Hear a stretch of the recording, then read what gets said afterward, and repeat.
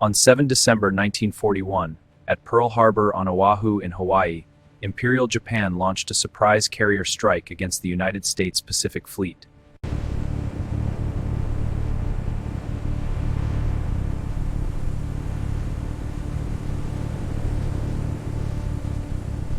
On a bright Hawaiian Sunday, the Pacific looked calm.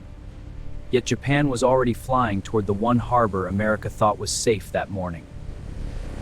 Pearl Harbor held battleships, fuel, pride, and routine, but not the fear that 6 Japanese carriers had crossed the ocean to deliver that day. How did the strongest navy in the Pacific wake under blue skies, only to find torpedoes slicing through its anchored battle line that morning? The answer was not one bomb or one ship, but a chain of surprise, distance, timing, and targets chosen with ruthless care that morning there. By late 1941, Japan faced embargoes, shrinking fuel, and a widening war in Asia, so its leaders gambled on a disabling first blow that day there. Admiral Isoroku Yamamoto backed a risky plan: cripple the U.S. Pacific Fleet at Pearl Harbor before America could block Japan's advance that day. North of Oahu, 6 carriers carried the striking force while diplomats in Washington still moved too slowly to signal open war that morning. At Pearl Harbor, battleships lined Battleship Row beside Ford Island, packed close enough that one lucky hit could punish many crews that day. American commanders feared sabotage more than air attack, so aircraft sat clustered on airfields while anti-aircraft readiness stayed thin still. Before dawn, the harbor mouth saw warnings: an unidentified periscope, a reported contact, but no full alarm rippled through the sleeping base.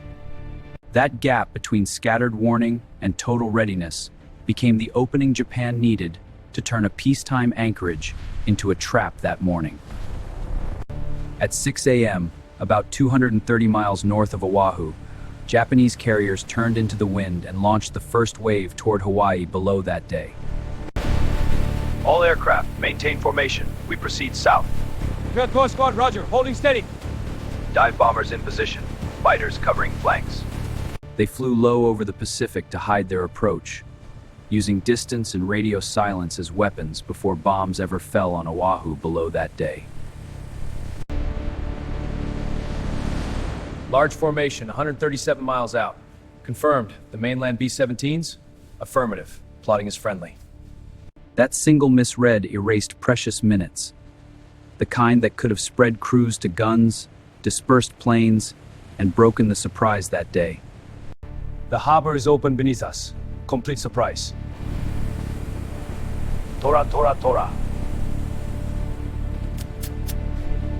Moments later, the first bombs hit airfields at Wheeler, Hickam, Bellows, Iwa, and Kaneohe to pin American aircraft to the ground that day still. Machine gun fire raked parked planes wingtip to wingtip, turning anti-sabotage spacing into perfect targets for the first Japanese passes above. Torpedo bombers then dropped into the harbor's shallow water, a place many Americans believed was too shallow for such weapons that morning. Modified torpedoes proved them wrong and ran straight for Battleship Row, where stationary hulls offered broad, helpless targets that morning.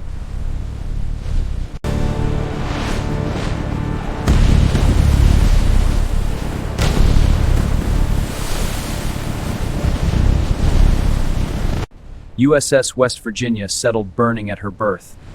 USS California began to sink more slowly as damage, fire, and flooding spread outward there. Then came the blow that fixed the day in memory. A bomb pierced USS Arizona near her forward magazines and changed the harbor forever that day. The battleship erupted in a catastrophic explosion, killing 1,177 men and sending fire, steel, oil, and wreckage across the harbor waters there.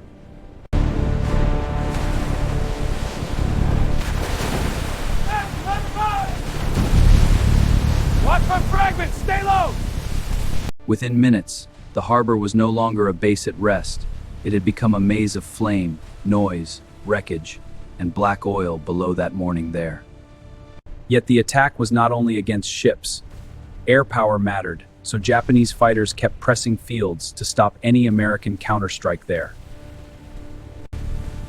Go! To the planes! They're still out there!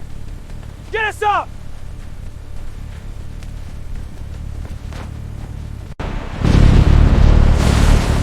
Pull them clear! The runways are next!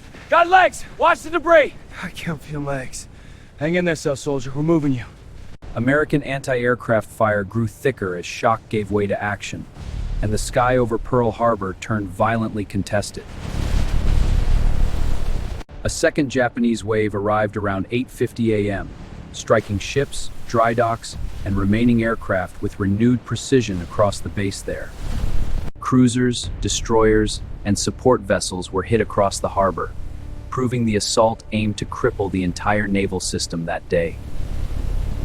Still, crucial targets remained untouched. The base's oil tank farms, repair shops, and submarine facilities survived the morning. That omission mattered, because fuel and repair capacity would help the Pacific Fleet recover faster than Japan had hoped after the raid there. The greatest absence was also strategic. America's aircraft carriers were not in port, denying Japan the decisive kill it wanted that morning. By shortly after 9 a.m., the Japanese withdrawal had begun, leaving wrecked ships, burning airfields, and thousands of casualties behind. More than 2,400 Americans were killed and over 1,100 wounded. 188 aircraft were destroyed and 19 ships damaged or sunk that day. Tactically, Japan had achieved stunning surprise and wrecked much of the battle line in under 2 hours of carefully timed violence there. Strategically, the strike failed to break American capacity because carriers, fuel, repair yards, and resolve all endured the blow that day. Mr. Vice President, Mr. Speaker, members of the Senate, and the House of the Rispres-Sabavi. Yesterday, the 7th March, a date to Saturday in 41. The United States entered World War II, and Pearl Harbor became the hinge turning a Pacific crisis into a global war at once there that day. For Japan, the attack brought operational freedom for early offensives across Asia and the Pacific, but only for a brief window that morning. For America, the ruins at Pearl Harbor became both graveyard and forge, a place of loss, mobilization, and relentless return at Pearl Harbor. The deepest irony is this: the raid that showcased Japan's reach also awakened the industrial enemy it could not outlast in war there at all. The raid ended as a Japanese tactical success, devastating Battleship Row and inflicting heavy American losses. Yet the attack failed strategically. The carriers were absent,